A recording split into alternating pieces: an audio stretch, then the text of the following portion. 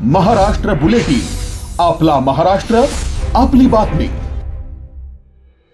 नाशिकमधून मोठी धक्कादायक बातमी समोर आली आहे। म्हाडा घरांच्या योजनेत आर्थिकदृष्ट्या दुर्बल घटकांसाठी राखीव असलेल्या 20% घरांच्या कोट्यात मोठा घोटाळा झाल्याचा आरोप समोर आलाय। या प्रकरणात तब्बल 49 बिल्डरांविरोधात गुन्हे दाखल करण्यात आला असून जवळपास 300 कोटी रुपयांच्या आर्थिक गैरव्यवहाराची शक्यता ही व्यक्त केली जाते।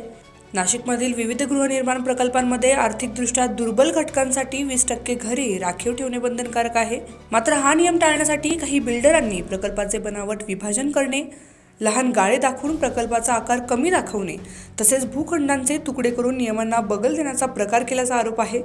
जिल्हाधिकाऱ्यांच्या चौकशी अहवालात या संदर्भात गंभीर अनियमितता समोर आल्यानंतर कारवाईला वेग देण्यात आला असून नाशिकमधील 49 बिल्डरांविरोधात गुन्हा दाखल करण्यात आलाय। भूमी अभिलेखच्या रेकॉर्डला नाही आहे, त्याच्यामुळे ते बोगस आहे।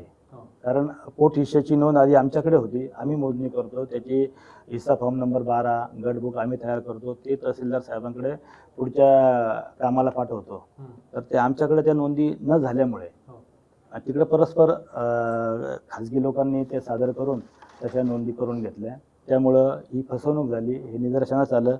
म्हणून हा गुन्हा समितीच्या निदर्शनाप्रमाणे आणि त्याच्यामध्ये इकडील विभागाचे भूमी अभिलेख विभागाचे बनावट सही शिक्के वापरले असं निदर्शनास आलं आहे, त्याच्यामुळे आपण तो गुन्हा दाखल केला। 40 गुंठे म्हणजे 4000 चौरस मीटरचा जर हिस्सा असला तर त्याला 20% हे म्हाडासाठी सोडायला लागतात।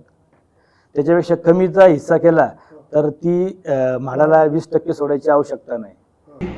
किमान 4000 स्क्वेअर मीटर असं जे भूखंड आहे किंवा अशी जी जमीन आहे ती जेव्हा डेव्हलप होते किंवा तिचे पोट हिस्से करण्यात येतात त्यावेळी किमान 20% जागा शासनाला त्यांनी सरेंडर करायची असते आणि शासनाने म्हाडामार्फत अल्प उत्पन्न गट आणि आर्थिकदृष्ट्या दुर्बल घटक EWS आणि LIG या गटासाठी ते परवडणाऱ्या दरात किंवा कमी किमतीत ते घरं उपलब्ध करून द्यावेत अशासाठी ते महाराष्ट्र शासनाचं धोरण होतं।